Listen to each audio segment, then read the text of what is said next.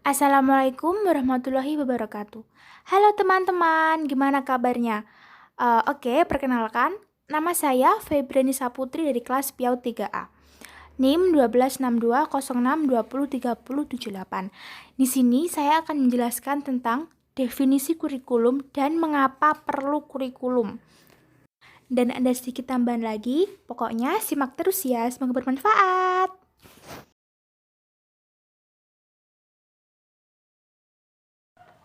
Secara etimologis, kurikulum berasal dari bahasa Yunani yaitu kurir yang artinya pelari atau curer yang berarti berpacu.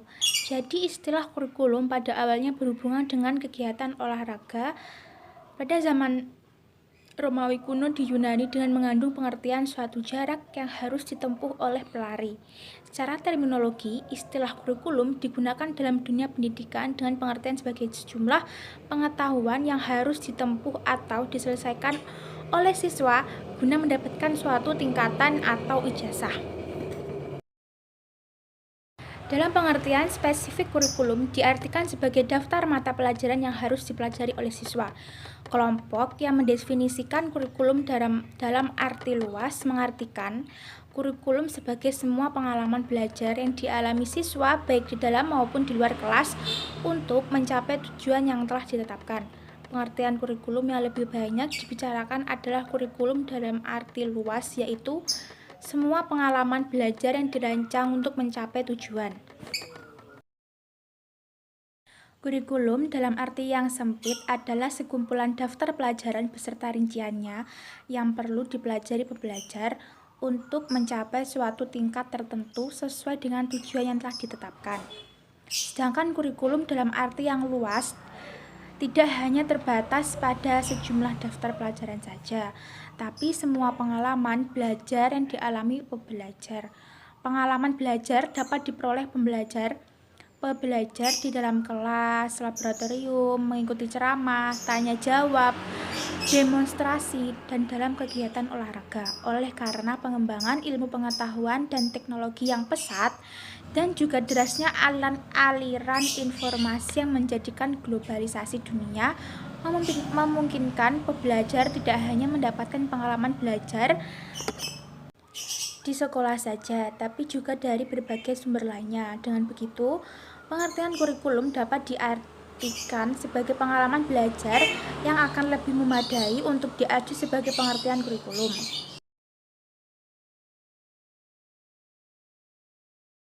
Karena kurikulum dalam pendidikan merupakan komponen yang sangat strategis dalam upaya mencapai tujuan pendidikan nasional. Upaya mencerdaskan kehidupan bangsa merupakan bagian yang terpenting dari sekian permasalahan bangsa.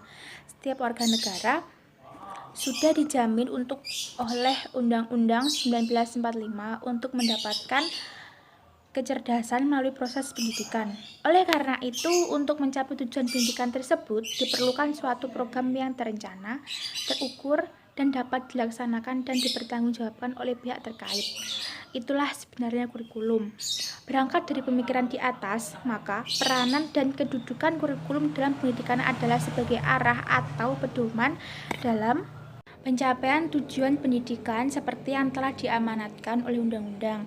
Semakin baik pedoman itu dipelajari dan dilaksanakan, maka semakin cepat pencapaian tujuan pendidikan. Dengan demikian, kurikulum sangat strategis dan menentukan dalam pencapaian tujuan pendidikan.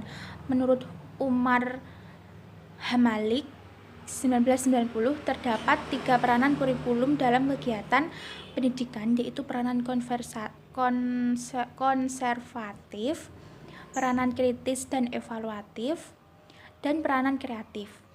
Selain itu, ada juga 5 fungsi dari kurikulum menurut Alexander Inglis dalam Hamalik 1990 juga, yaitu yang pertama, fungsi penyesuaian atau the adjunctive of adaptive function. Artinya, kurikulum itu mampu menyesuaikan dengan kebutuhan dan perubahan yang terjadi, sehingga kurikulum tersebut dapat menyesuaikan dengan tuntutan dan kebutuhan saat ini. Yang kedua, fungsi integrasi atau the integrating function, yang artinya kurikulum tersebut menggambarkan suatu keutuhan yang terintegrasi dalam satu kesatuan secara menyeluruh dan komprehensif. Artinya, kurikulum terintegrasi dalam satu kesatuan secara komprehensif dan holistik. Lalu yang ketiga, fungsi diferensiasi atau the differentiating function. Fungsi yang ketiga adalah yang artinya bahwa kurikulum tersebut harus mampu menyediakan bahan atau materi yang beragam sesuai dengan tingkat kemampuan dan kebutuhan peserta didik. Yang keempat, persiapan atau the propedeutic function, yang artinya kurikulum mampu mengarahkan setiap peserta didik untuk memiliki keahlian yang ditekuni sesuai dengan potensi yang dimiliki. Yang terakhir adalah fungsi pemilihan atau the selectivation. Artinya bahwa kurikulum tersebut menyediakan pilihan-pilihan bagi peserta didik yang sesuai dengan kondisi yang diperlukan. Kurikulum mampu menyediakan pilihan-pilihan kepada peserta didik untuk diseleksi sesuai dengan minatnya.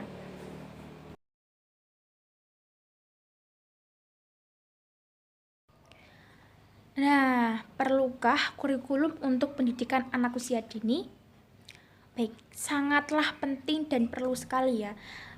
Karena pengalaman belajar bermakna dan berkualitas untuk anak usia dini direncanakan, diterapkan secara seksama dan komprehensif agar mencapai tujuan yang sesuai dengan yang diharapkan oleh pembelajar. Usia dini merupakan tahapan kehidupan penting dalam pertumbuhan fisik, perkembangan intelektual, emosional, dan sosial anak. Pertumbuhan kemampuan mental dan fisik mengalami kemajuan yang sangat cepat sejak lahir sampai usia 6 tahun. Para ahli neurosains berpendapat bahwa masa pembentukan jaringan sel otak terjadi sangat cepat di masa kini. Jaringan tersebut menghubungkan antara sel neuron yang sudah dibekali Tuhan sebagai modal dasar kecerdasan.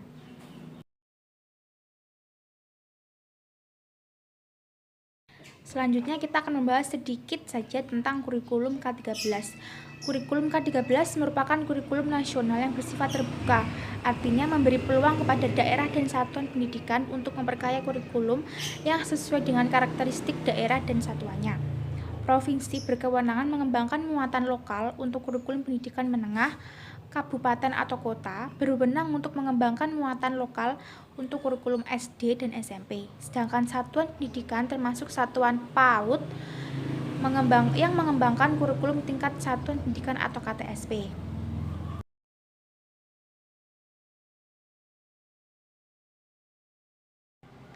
Kurikulum K13 pada pendidikan anak usia dini atau PAUD dikembangkan dengan berlandaskan pada berbagai kajian, baik secara teoretis, filosofis, dan sosiologis. Untuk landasan filosofis, bahwa kurikulum dikembangkan dengan memperhatikan yang pertama, berakar pada budaya bangsa yang beragam. Peserta didik adalah pewaris budaya bangsa yang kreatif dan peduli.